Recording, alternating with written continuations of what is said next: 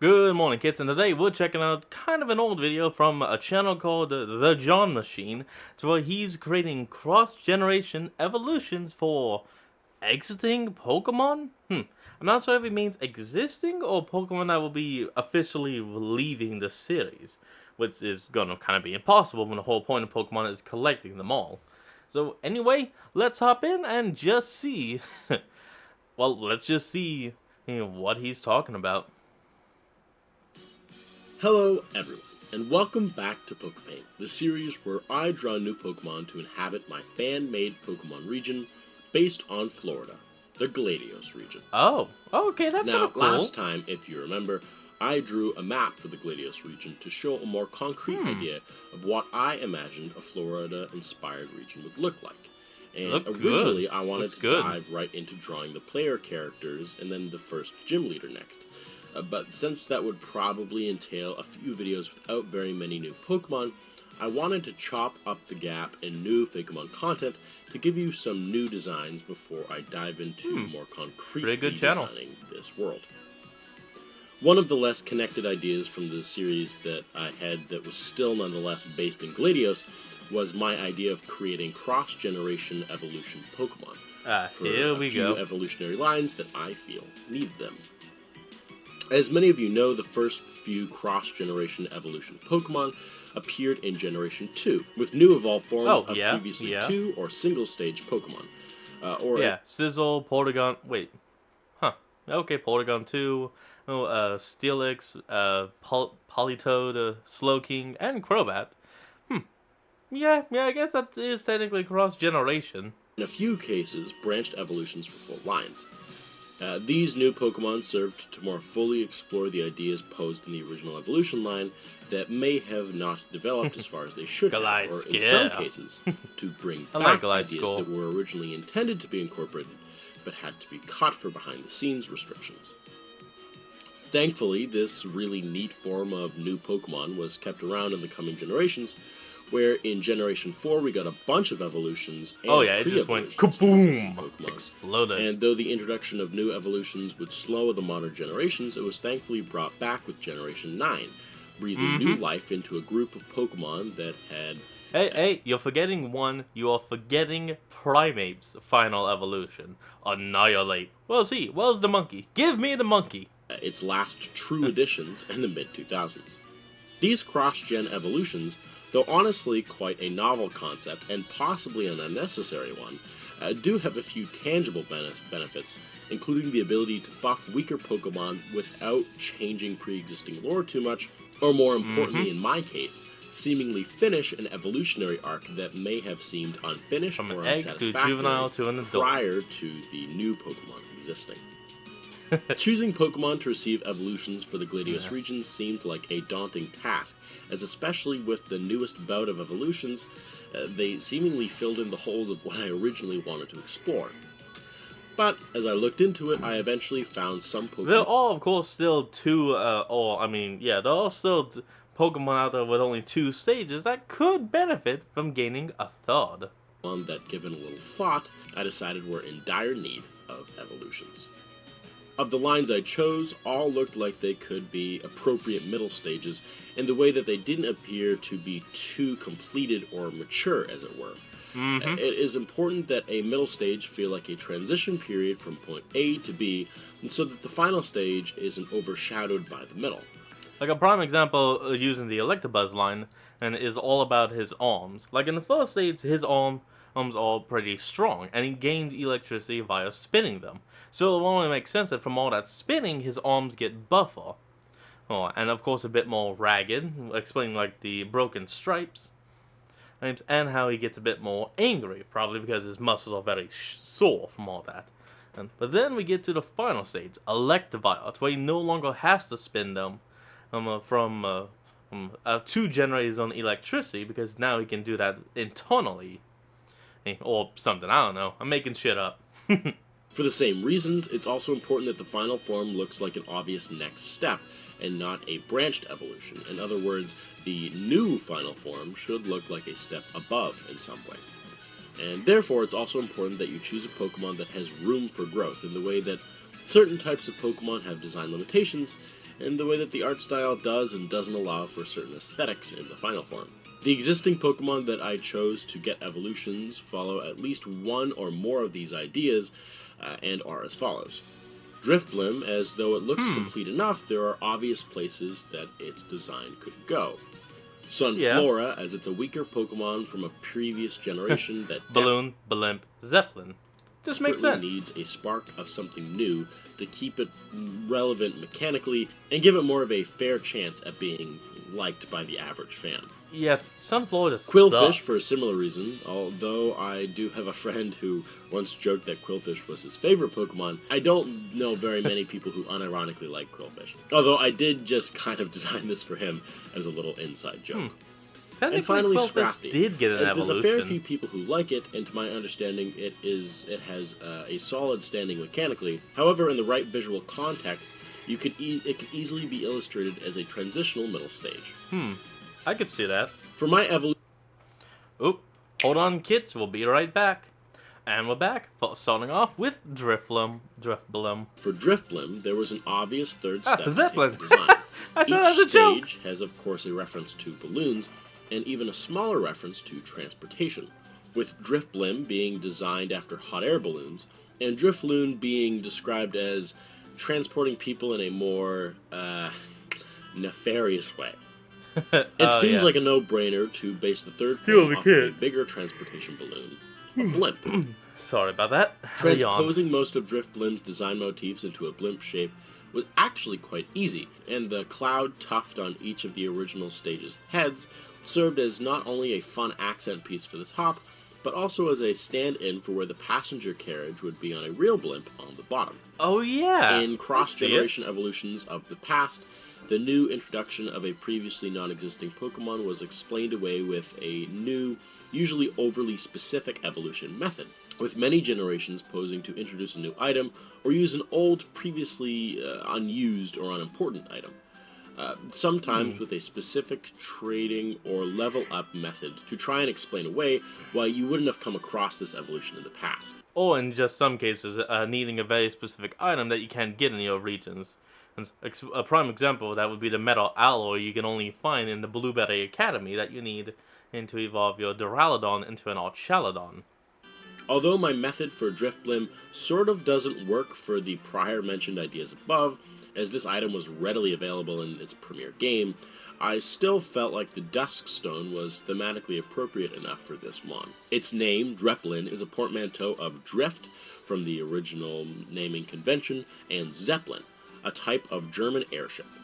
You'll notice in Nice. the Pokedex I included the map of where these mons can be found, as I've included every previously existing Gladius Pokemon since I made the map. But I wanted to clarify with these cross-gen evolutions specifically, that the marked places are where the first form can be found, as I feel like being able to find a new evolution in the wild in its premier generation kind of defeats the purpose of introducing a new evolution method to an existing Pokemon. Oh, it kind of As does. I feel like cross-gen evolutions are less of a new Pokemon and more of a novel way to interact with an old Pokemon. So I feel That's like what I this like. use of the map would be more appropriate in this situation. So that stands for the rest of the mons in this video as well. Ooh. Dreplin, the blimp Pokemon, and the evolved form of Drifblim. Very occasionally, a Drifblim look. will evolve into a Dreplin when they come into contact with the Duskstone. This evolution, though once thought to have only been a legend, is gaining popularity with trainers in the Gladios region, especially with those who travel for work or pleasure. A travel industry employing Neat. Dreplin and their trainers has popped up in the last half-century, and the international airport only in 5 Retro years. City has almost entirely shifted away from airplanes No, Century in is favor of this 100 cheaper years. alternative. My mistake.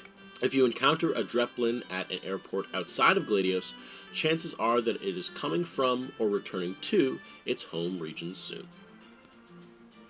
That A Pokemon like. that I hear about needing a new evolution a lot is Sunflora, and honestly it's not too hard to see why. Being based on a sunflower, there are a lot of cool places this mon could go, and in the way that Sunkern is designed, at least in my opinion, this would lead you to believe that its evolution would look pretty unique. Just to have it evolve into a bland, uninspired design with middling stats.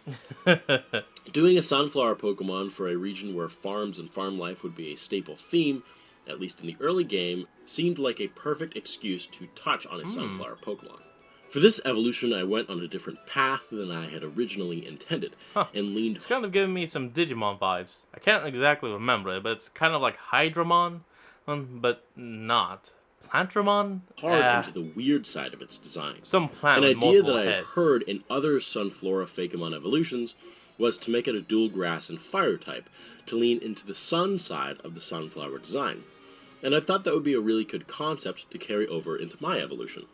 The idea behind the type was that this stage would lean hard into the absorbing the sun part of its inspiration. I added 2 additional Sunflora like heads, adding to the weird factor of the design, and to add to the solar power idea. As I imagine as it got more powerful and absorbed more energy, the faces on the flowers would perk up and go from sleeping to awake and happy, like the main face. Neat. This idea That's pretty served to good. communicate the flower grove idea that I wanted to come across, as I felt like going from a seed to a single flower to a lush flower garden was a proper direction to go. This That was all on is. top of the fact that the multiple Props. heads subtly jabbed at a certain other underwhelming multi-headed grass and fire Pokemon. When Still it villain? came for the evolution method, I originally wanted to use a Sunstone, as I felt like that was thematically appropriate. Except that's how you already evolve it. Maybe you could have it. Got it. You could do it kind of like Sluggo to Gudra. Have it reach like a high level during a sunny day. There you However, go. finding the information for the Pokedex page, I learned that for some reason you need a Sunstone to evolve Sunkern into Sunflora, which honestly just seems like too much for a simple and weak Pokemon. So instead, I went with the more modern type of evolution method in choosing to have it level up once under the field conditions strong sunlight. Oh The wait, name is that? Florisola Yeah, uses the sunny day. same roots as Sunflora, but in reverse. Like said before, you wouldn't be able to Huh, find this I was evolution in right. the wild. Rather, Good guess. Sunkern Good would guess. be found on Route 2 in the Grass State Ranch, while Sunflora would be found on Route 4. Florisola, the sunflower Pokemon and the evolved Ooh. form of Sunflora. Only in perfect growing conditions will a Sunflora evolve into a Florisola. Using their flower-like petals, they absorb solar energy that they can store and then unleash in the form of powerful fire-type attacks. The demeanor of a Florisola is entirely dependent on Ooh. the weather, Okay. where when the sun is bright and strong, they will be jovial with vibrant petals, and if the Happy and sky is dancing. overcast, they will Okay. become sluggish and irritable. They are So like a popular morning with fuss. farmers as when they shed their petals every few months, they can be harvested and used in popular dishes from the Gladius region. The most common forms of Florisola petal preparation is either grilling them or using them in stews. If prepared properly, they Mmm. have a taste similar to sweet Sweet corn. corn. Tasty. I think. This next Pokemon, unlike the last, seems at first to have no relation to Florida, as quillfish, based on a pufferfish, are not found in the waters of the Atlantic or the Gulf of Mexico. This evolution does, however, have a thematic tie-in to the region in the way that it would be vaguely based on some weaponry and linked to a vaguely military theme, tying it into one of the gyms later down the line. But the Quillfish is already based on, well, sea mines. Overquill is like based on a more advanced sea mine or something. Though there is a I mean, pre-existing evolution Overquill. of quillfish from the Legends Arceus games, I felt like my approach was a bit too dissimilar to be a regional form of Overquill, and as such, Disquill was born. Quill coming from the misspelling of quill, a spine similar to the spines found on pufferfish, and also coming from the pre-evolved form, and Discharge, as this Pokemon Okay. would be based on an undersea mine. I gave it some plate armor to help make more apparent its It's even inspiration. more of an undersea mine. However, in the hypothetical game world of Gladios, I imagine that the similarities would be far more apparent. Here's why. Like in the Hoenn games, I'm sorry, but this guy looks so pissed off. Look at him. I would want there He's to be pissed. underwater sections to explore under Route 8, 11, and 12. And in those underwater sections, I imagine one of the landscapes would be an underwater minefield, where you would have to navigate carefully to avoid setting off the mines, and hiding amongst them would be Disquill, This would be a rare case of this evolution being actually found in the wild. And though quillfish would be found in the upper levels of the ocean, this quill would be found in the same locations, but on the ocean floor. Oh, it's a Honestly, deep this sea quill has evolution. become Okay. another favorite Pokemon of mine in the series, as I now can't really see quillfish Now you've actually made me like it. It's a deep sea evolution. And duh. as a single stage Pokemon on its own. On top of that, I have the approval of that friend that I talked about earlier, who was the self-proclaimed quillfish lover, as they said that my evolution, quote, goes hard. It So, kind of does. to evolve quillfish into Discwill, I went with a classic trade holding a metal coat method. Yeah, okay. This new evolution would also have a new ability called Diffuse, that would basically allow it to use explosion moves like self-destruct without immediately fainting due to recoil. Discwill, Ooh, and look at that the shiny. undermined Pokemon, and the evolved form of Quillfish. This is Discwill are a actually recently good. discovered Good channel. evolution of the Pokemon Quillfish that is difficult to find in the wild as they dwell only in the deepest parts of the ocean. Grouping together in packs, they form what appear to be dense underwater forests by using their chain-like appendages to attach themselves to the sea floor. Their tough exterior is hard as steel, and it conceals a hazardous core of toxic chemical compounds that, if mixed together, will form a violent explosion. If they become detached from the bottom of the ocean unexpectedly and rise to the surface, the sudden pressure change can cause them to explode unexpectedly. Uh-oh. Boom. It is important not to startle a Discwill, as they have famously explosive tempers. Being vaguely Well, related to alright. Florida in the way that this next Pokemon is based on a lizard, and to be a true Florida region, you can never have too many lizards, I thought that Scrafty could easily receive a third evolution. Mostly because it honestly looks like a second stage itself. Drawing an Kinda evolution does. seems to be more difficult than I originally imagined, however, as I found it hard to make it read as an evolution and not a branched evolution. In the end, however, in the way that I made the arms and tail more exaggeratedly bulky in adding more baggy skin to these bunched up areas, I feel like I did my due diligence in communicating its relationship as a next step in the design. Looking at the color palette, I had an obvious direction that the evolution could take, as Just Scraggy gets starts darker. out mostly yellow, going darker to more orange colors with Scrafty, and I thought that the third form should of course go darker and get some reds prominently in there. I like I also that. further good explored the idea. grunge/punk inspiration of the design, and adding some spikes that double as grunge jewelry and lizard spines, as well as adding some clawed toes that mimic I'm sorry, but look at this guy's just one gigantic tooth. the white, clean shoes found in many older grunge aesthetics. This last part lent into the idea that each stage would represent a phase of growth. Scraggy would be the young kid finding the punk aesthetic cool and trying to mimic maybe an older brother in the way that it decided to don baggy pants and model its hair after a mohawk. Scrafty would represent a young teen that who one I finally like. gets to express itself further with more authentic aesthetic clothes and haircuts. And Scriffraff represents the older teen or young adult who has fully gone into the grunge aesthetic with all the accessories and stuff. And he ain't The never name backing out. Scriffraff comes from the combination of scrag, which is an Old Norse term that means shriveled up or wrinkled, also being the beginning of both of its first evolution names, and riffraff, slang for an undesired or disreputable group of people, often referring to young people in gangs or groups of ruffians. Yeah, that's a downside. After some digging, I felt that the Reaper cloth would be the best thing to evolve a Scrafty into a Scriffraff, I could see that. as it both references the baggy clothes and the semi-morbid aesthetic found in many of these grunge styles. As the only other Pokemon to evolve through this method is the Ghost-type Dusclops. Like before, Scraggy Pretty would good. be found in all of the noted places on the map, and not Scriffraff itself. Scriffraff, Ooh, the and ruffian look at that Pokemon, shiny and the up evolved there. form of Scrafty. Their rubbery skin has accumulated with Very every good. shed, and the older a Scriffraff is, the saggier its skin will become. When a Scrafty evolves into a Scriffraff, they will challenge the leader for the top spot, and the loser will be banished from their gang, left to wander the wilds until it returns stronger or happens upon another gang that it can take control of. Love it. Their large head crests earned them much respect from the Scraggy and Scrafty and their gangs, and it is because of this that a gang will usually be led by a Scriffraff. They meticulously manicure their crests so that they can remain clean and pristine. I like this. So here are the 4 new cross-generation evolutions for Driftblim, Sunflora, Quillfish, and Scrafty. Dreplin, Florisola, Disquill, and Scriffraff. You have Do any some of these good improve alt the skills, evolutionary man. lines for you guys? Would you hunt down these existing Pokemon in Gladios just to add them to your team and evolve them later? Hell Let yeah. me know in the comments below.